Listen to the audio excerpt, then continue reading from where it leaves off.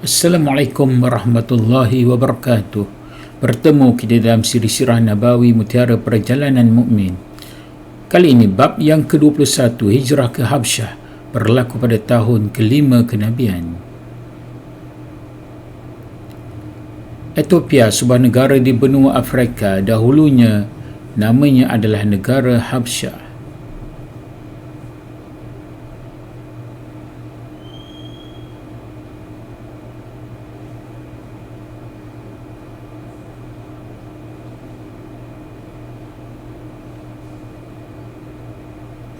Apabila penyiksaan semakin memuncak pada tahun ke-4 kenabian, orang Islam merasakan tidak selamat lagi tinggal di Mekah. Mereka perlu mencari tempat yang lain untuk menyelamatkan akidah mereka. Di saat getir itulah surah Al-Kahfi diturunkan oleh Allah Ta'ala sebagai panduan kepada orang-orang mukmin. Terdapat 3 pengajaran yang mengandungi kisah-kisah terdahulu. Pertama, kisah Ashabu Kahfi. وَإِذْ اعْتَزَلْتُمُوهُمْ وَمَا يَعْبُدُونَ إِلَّا اللَّهَ فَأْوُوا إِلَى الْكَهْفِ يَنشُرْ لَكُمْ رَبُّكُمْ مِنْ رَحْمَتِهِ وَيُهَيِّئْ لَكُمْ مِنْ أَمْرِكُمْ مِرْفَقًا. Dan apabila kamu meninggalkan mereka dan apa yang mereka sembah selain Allah, maka carilah tempat berlindung ke dalam gua itu. Nescaya Tuhanmu akan melimpahkan sebahagian rahmatnya kepadamu dan menyediakan sesuatu yang berguna bagimu dalam urusan kamu. Al-Kahfi ayat 16. Yang kedua, kisah Nabi Khidir dan Musa AS memberi kepahaman bahawa sesuatu berlaku tidak boleh dipandang secara zahir semata-mata. Ada sesuatu yang tersirat dan ada hikmah di sebaliknya.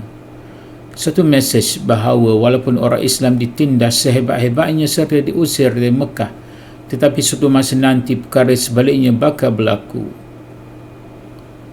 Yang ketiga, kisah Zulkarnain memberi kepahaman bahawa bumi ini milik Allah Ta'ala semata-mata dan dia berhak mewarisi kepada orang-orang yang beriman. Allah Ta'ala tetap memberi kemenangan dan pemerintahan kepada orang-orang beriman dan memberi pertolongan kepada orang lemah dan mustad'afin, iaitu yang ditindas.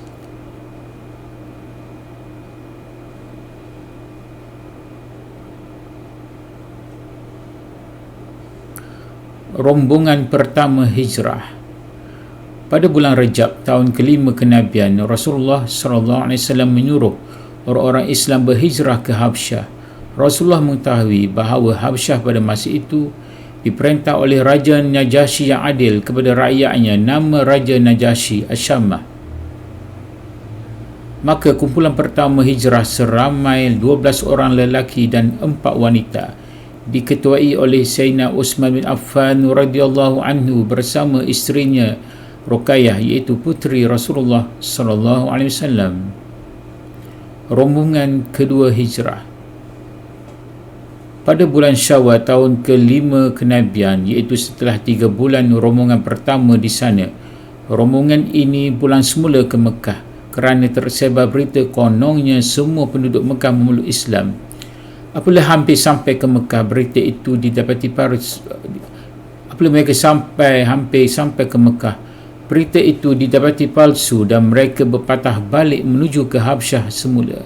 Kali ini mereka diikuti oleh Ja'far bin Abi Talib radhiyallahu anhu bersama 83 orang.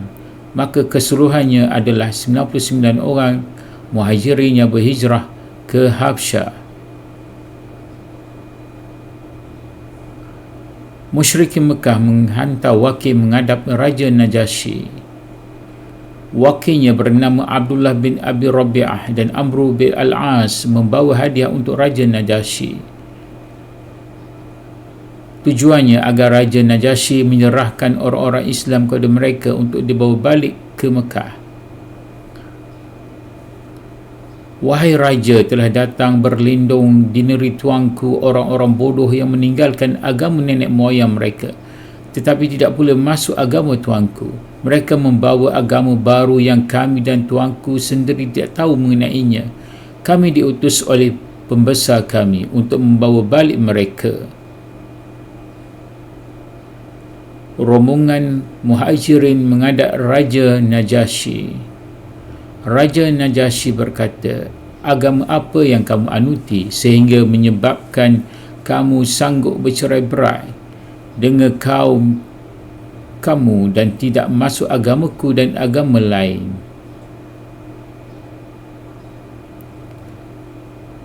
Antara ucapan masyhur Sayyidina Ja'far bin Abi Talib radhiyallahu anhu kepada Raja Najasyi, "Wahai Raja, kami dahulunya adalah kaum jahiliyah. Kami menyembah berhala dan memakan bangkai. Kami mengerjakan amalan keji. Kami memutuskan silaturahim, menyakiti musuh. Orang kuat di kalangan kami menindas orang lemah. Sehinggalah Allah Ta'ala mengutuskan kepada kami seorang Rasul. Kami kenal nasab keturunan, kebenaran, amanah dan kemuliaannya. Lalu dia pun mengajak kami ke jalan Allah supaya kami mengesakannya dan menyembahnya. Kami diajak supaya meninggalkan apa yang kami dan nenek moyang kami sembah selain Allah, iaitu batu dan berhala. Dia menyuruh kami bercakap benar, menunaikan amanah, menghubungkan silaturahim, berbuat baik dengan jiran, menjauhkan perkara yang haram dan pertumpahan darah. Dia melarang kami segala yang keji, bercakap bohong, memakan harta anak yatim dan menuduh keji kepada wanita yang baik. Dia menyuruh kami menyembah Allah semata-mata, tidak mensyirikkannya dengan sesuatu. Dia menyuruh kami solat, mengeluarkan zakat dan berpuasa. Lalu kami mempercayainya dan beriman dengannya. Kami mengikutinya dan apa yang dibawanya kepada kami daripada ajaran Allah. Lalu kami menyembah Allah semata-mata tanpa mempersekutukannya. Kami haramkan apa yang Allah Ta'ala haramkan dan kami halalkan apa yang Allah Ta'ala halalkan. Tiba-tiba kaum kami memusuhi kami. Mereka menyeksa kami, mendatangkan musibah kepada agama kami agar kami kembali menyembah berhala daripada menyembah Allah. Mereka mahukan kami halalkan perkara keji yang dahulunya kami halalkan. Apabila mereka memaksa, menzalimi dan menyempitkan kehidupan kami serta menghalang kami dari agama kami, maka kami pun keluar ke negeri tuanku. Kami memilih tuanku kerana daripada raja-raja yang lain. Kami senang berada di dalam negeri tuanku serta kami harapkan kami tidak dizalimi oleh tuanku.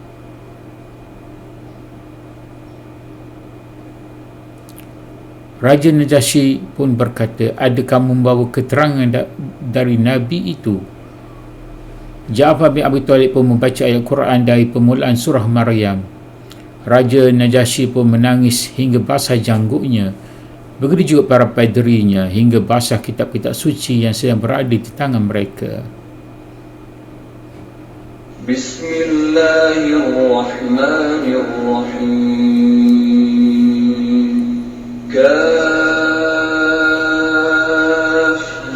يا عين صاد ذكر رحمة ربك عبده زكريا إذ نادى ربه نداء خفيا قال رب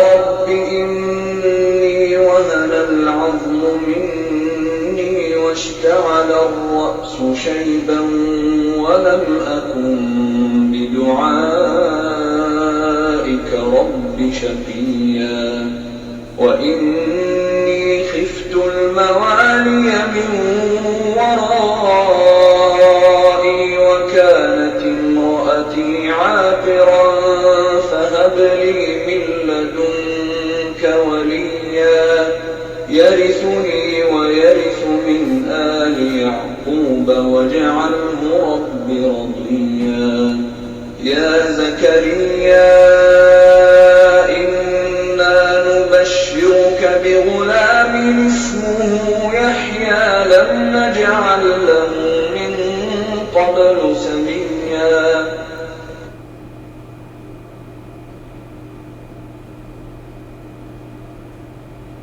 Raja Najasyi, sesungguhnya inilah yang dibawa oleh Isa AS. Ianya dari sumber yang satu. Pulanglah kamu, wahai wakil musyrikin. Demi Allah, aku tidak akan serahkan mereka kepada kamu.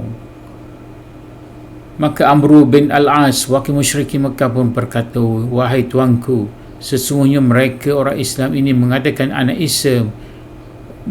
Isa anak Maryam ini sesuatu yang tidak patut. Maka Ja'far bin Abi Talib pun berkata, kami menganggapnya sebagaimana yang diajar oleh Nabi kami, bahawa Isa anak Maryam itu hamba Allah, Rasulnya, dan kalimahnya yang dihantar kepada Maryam yang bersih dari melakukan zina. Maka Raja Najasyi pun berkata, demi Allah, apa yang kamu kata tentang Isa anak Maryam itu tidak lari daripada garisan ini. Pergilah kamu ada selamat di negeri Beta. Barang siapa mengganggu kamu akan dihukum. Sesungguhnya aku tidak gembira walaupun memiliki gunung emas, tetapi menyakiti salah seorang daripada kamu. Hadis tentang Raja Najasyi. Pertama, an Ummu Habibah annaha kanat 'inda ibni Jahshin fahalaka 'anha wa kana fi man hajara ila al-ardi Habsyah wa zawwajaha an-Najasyi Rasulullah sallallahu alaihi wasallam wa hiya 'indahum. Daripada Urwah bin Zubair, daripada Ummu Habibah, bahawa dia dahulu adalah isteri Ibnu Jahsh. Kemudian Ibnu Jahsh meninggal. Dia adalah di antara orang-orang yang berhijrah ke Habsyah. Kemudian Raja Najasyi menikahkan Ummu Habibah dengan Rasulullah sallallahu alaihi wasallam, sementara Ummu Habibah bersama mereka di Habsyah. Riwayat Abu Daud. Yang kedua, anna Abu Hurairah akhbarahuma anna Rasulullah sallallahu alaihi wasallam na'a lahuma an-Najasyi sahib al-Habsyah al-yawm alladhi mata fihi wa qala istaghfiru li akhikum.